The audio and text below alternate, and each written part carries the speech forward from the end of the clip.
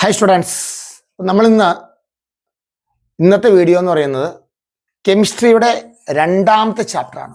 നമ്മൾ ഫസ്റ്റ് ചാപ്റ്ററിൽ ഓർഗാനിക് കോമ്പൗണ്ട്സിനെ കുറിച്ച് പഠിച്ചു അല്ലേ. Organic compounds, alkanes, alkenes, alkynes, അങ്ങനെയുള്ള ഓർഗാനിക് കോമ്പൗണ്ട്സിനെ പഠിച്ചു. അവയുടെ നെയിമിങ് പഠിച്ചു. പിന്നെ അവ വരുന്ന ഐസോമർസത്തെ കുറിച്ച് നമ്മൾ പഠിച്ചു അല്ലേ. ഈ ചാപ്റ്ററിൽ ആ കഴിഞ്ഞ ചാപ്റ്ററിനേക്കാളും കുറച്ചും കൂടി ഡിഫിക്കൽട്ടായിട്ടുള്ള ഒരു ചാപ്റ്ററാണ് സെക്കൻഡ് ചാപ്റ്റർ. ഓർഗാനിക് കോമ്പൗണ്ട്സിന്റെ കെമിക്കൽ റിയാക്ഷൻ ആണ്. ഓർഗാനിക് സംയുക്തങ്ങളുടെ രാസപ്രവർത്തനങ്ങളാണ് നമ്മളിപ്പോൾ പഠിക്കാൻ പോകുന്നത്. അപ്പൊ പലതരം രാസപ്രവർത്തനങ്ങൾ ഓർഗാനിക് കോമ്പൗണ്ടുകൾ ഏർപ്പെടുന്നുണ്ട്. അതിൽ ഒന്നാമത്തെ കെമിക്കൽ റിയാക്ഷനാണ് സബ്സ്റ്റിറ്റ്യൂഷൻ റിയാക്ഷൻ.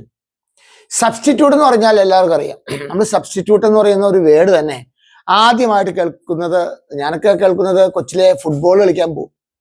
അപ്പൊ മത്സരത്തിനൊക്കെ പോകുമ്പോൾ ഒരു ഇന്റർവെല്ലൊക്കെ ആവാറാകുമ്പോഴത്തേക്കും നമ്മൾ കളിച്ചൊന്ന് ചൂടായിട്ടൊക്കെ വരുമ്പോൾ അതിനകത്ത് ഏതെങ്കിലും ഒരുത്തൻ അധികം കളിക്കാതെ ഗോളൊക്കെ അടിക്കാണ്ടിരിക്കുന്ന ഒരുത്തനുണ്ടെങ്കിൽ പയ്യെ അവനെ വിളിച്ചിട്ട് വേറൊരാളെ ഇറക്കി വിടും. അതാണ് സബ്സ്റ്റിറ്റ്യൂട്ട്. ഒരാളെ മാറ്റി ഒരാളെ ചേർക്കുക അല്ലെ. ഒരാളെ മാറ്റിയിട്ട് ഒരാളെ ചേർക്കുക. ഒരാളെ അവിടെ നിന്ന് മാറ്റുന്നു, എന്നിട്ട് ഒരാളെ ചേർക്കുക. അതാണ് സബ്സ്റ്റിറ്റ്യൂഷൻ റിയാക്ഷൻ. അതുപോലെ തന്നെ ഈ കെമിസ്ട്രിയിലും ഈ ഫുട്ബോൾ മത്സരത്തിൽ പോലെ ഒരാളെ മാറ്റിയിട്ട് അവിടെ വേറൊരാൾ വന്ന് കയറിയിരിക്കുന്നു. ഒരാളെ മാറ്റിയിട്ട് അവിടെ വേറൊരാൾ കയറിയിരിക്കുന്നു. അതാണ് സബ്സ്റ്റിറ്റ്യൂഷൻ. മലയാളത്തില് ആദേശ രാസപ്രവർത്തനങ്ങൾ. എന്താണ് ആദേശം ചെയ്യുക? മലയാളത്തിൽ ആദേശം ചെയ്യുക എന്ന് പറഞ്ഞാൽ ഒന്ന് പോയി ഒന്ന് വന്നു, ഒരെണ്ണം പോയി ഒരെണ്ണം വരുന്നതിനാണ് ആദേശ രാസപ്രവർത്തനങ്ങൾ എന്ന് പറയുന്നത്. അപ്പൊ നമ്മൾ സബ്സ്റ്റിറ്റ്യൂഷൻ റിയാക്ഷൻ ആണ് പഠിക്കുന്നത്. നമ്മൾ ശ്രദ്ധിച്ചിരിക്കുക. CH4 എല്ലാവർക്കും അറിയാം. CH4 നമുക്കറിയാം. കാർബണ് ഏറ്റവും പുറത്തെ ഷെല്ലിൽ കാർബണ് 4 ഇലക്ട്രോൺ ആണുള്ളത് അല്ലെ. കാർബണിന്റെ ഏറ്റവും പുറത്തെ ഷെല്ലില് 4 ഇലക്ട്രോൺ ആണുള്ളത്. അതുകൊണ്ട് കാർബണ് 4 ഹൈഡ്രജൻ ആറ്റവുമായിട്ട് ബോണ്ടിങ്ങിൽ ഏർപ്പെടാൻ കഴിയും അല്ലെ. ഹൈഡ്രജന് 4 ഹൈഡ്രജൻ ആറ്റവുമായിട്ട് കാർബൺ ബോണ്ടിങ്ങിൽ ഏർപ്പെടാൻ കഴിയും. അങ്ങനെ ഉണ്ടായതാണ് മീഥെയിൻ എന്ന് പറയുന്നത്. അപ്പൊ മീഥെയിൻ എന്ന് പറയുന്നത് സിംഗിൾ ബോണ്ട് ഉള്ളവയാണ്. ഇതിലിപ്പോ ബോണ്ട് പോലും ഇല്ല. കാർബൺ തമ്മിലൊരു ബോണ്ട് ഇല്ല. പിന്നെ കാർബണും ഹൈഡ്രജനും തമ്മിലുള്ള ബോണ്ട് ഉള്ളൂ. നമ്മൾ ആൽക്കെയിൻസിൽ, ഓർഗാനിക് കെമിസ്ട്രിയിലെ ഫസ്റ്റ് കോമ്പൗണ്ട് എന്ന് പറയുന്നത് മീഥെയിൻ ആണ്. ആൽക്കെയിനിൽ CH4 കാർബണിന്റെ 4 വാലൻസിയും ഹൈഡ്രജനാൽ ഫില്ല് ചെയ്യപ്പെട്ട ഒരു കോമ്പൗണ്ടാണ് മീഥെയിൻ. ഈ മീഥെയിനെ നമ്മൾ Cl എന്ന് പറഞ്ഞ ക്ലോറിനാണ്. Cl2 ക്ലോറിൻ എപ്പോഴും Cl2 ആയിട്ട് നിൽക്കാനേ കഴിയുള്ളൂ.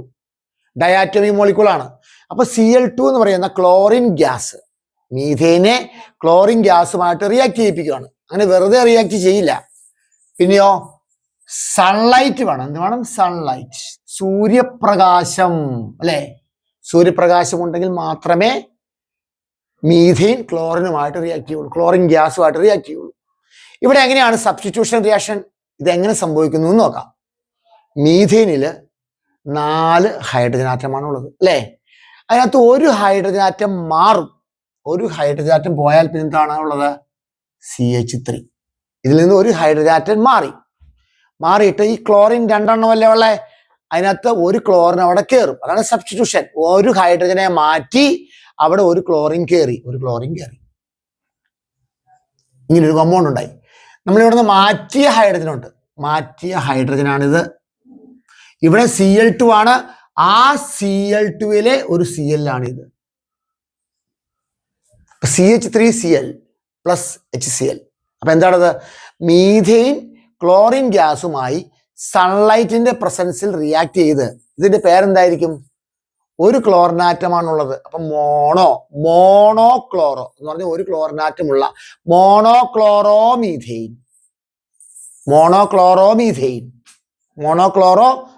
ഇതിന്റെ പേരെന്താണ്?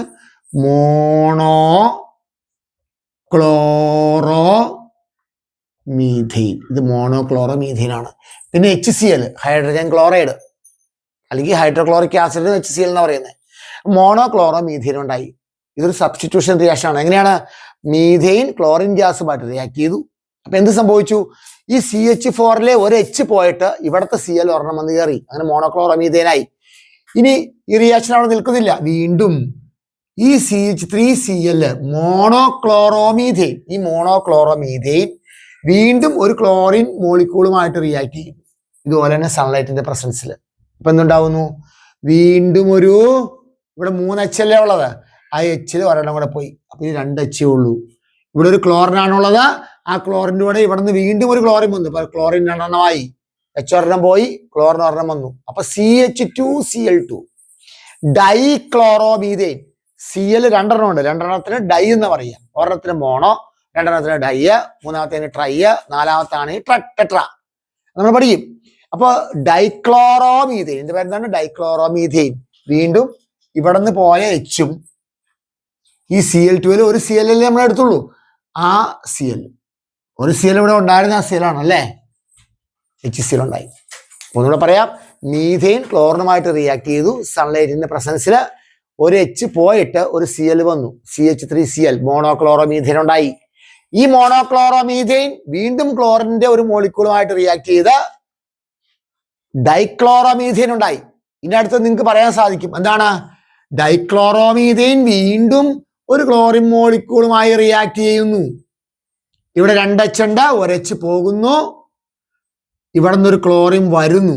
അപ്പോ Cl2 ആയിരുന്നു, ഒരു ക്ലോറിൻ വന്നു, Cl3 ആയി, വീണ്ടും HCl. ഇതെന്താണ്? 3 ട്രൈക്ലോറോമീഥെയിൻ. ട്രൈക്ലോറോമീഥെയിൻ ഉണ്ടായി, HCl ഉണ്ടായി.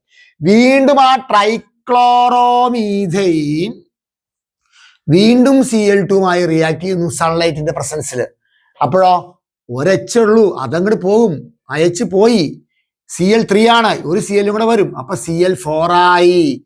ടെട്രാക്ലോറോമീഥെയിൻ. എന്താണ്? ടെട്രാക്ലോറോമീഥെയിൻ.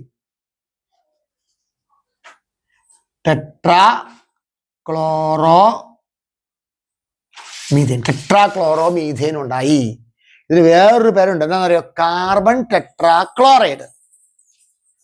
അങ്ങനെ ഒരു പേരുണ്ട് കേട്ടോ, കാർബൺ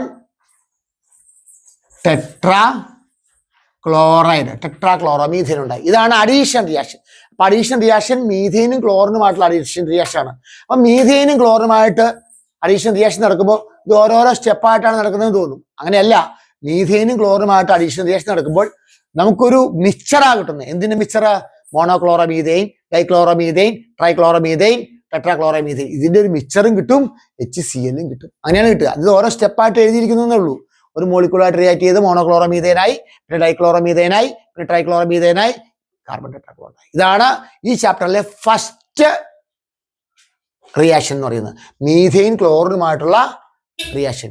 ഇവിടെ ഒന്ന് ശ്രദ്ധിക്കണം, ഇവിടെ ഒരു H പോയിട്ട് ആണ് ഒരു Cl വന്നത്, ഒരു H പോയിട്ടാണ് ഒരു Cl വന്നത്.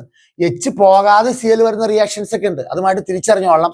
ഒരു H പോയിട്ടാണ് ഒരു Cl വന്നത്, അതാണ് ആദേശ രാസപ്രവർത്തനം, സബ്സ്റ്റിറ്റ്യൂഷൻ റിയാക്ഷൻ എന്ന് പറയാൻ കാരണം. അടുത്ത നമുക്ക് അടുത്ത വീഡിയോയിൽ കാണാം.